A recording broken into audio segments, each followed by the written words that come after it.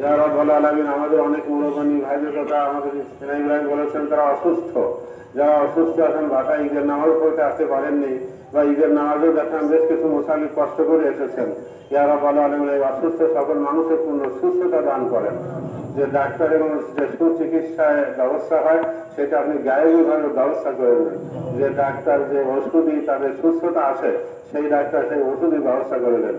ইয়া রাব্বাল আলামিন, যারা হজ করতে গিয়েছেন, আমাদের এই দেশবাসী এলাকাবাসী, সারা বিশ্বের সকল মুসলমান মহিলা এবং পুরুষ, তাদের হজ এবং উমরাকে কবুল করুন। তারাও কুরবানি করেছেন, আমরা কুরবানি করতে যাচ্ছি, তাদের কুরবানি কবুল করুন, আমাদের কুরবানিও কবুল করুন। যাবতীয় বাধা বিপত্তি দূর করে দেন। আমাদের এই সেক্রেটারি তথা পরবর্তী সভাপতি সাহেব মহাশয় ছিলেন, তার কবরকে কিয়ামত পর্যন্ত জান্নাতুল ফিরদাউসের টুকরা বানিয়ে দেন।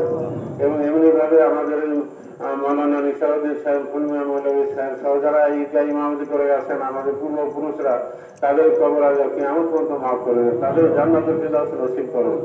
রব্বানা তাকাব্বাল মিন্না ইন্নাকা আনতাস সামিউল আলিম ওয়া তুব আলাইনা ইন্নাকা আনতাত তাওয়াবুর রহিম বিরহমাতিকা ইয়া আরহামার রাহিমিন।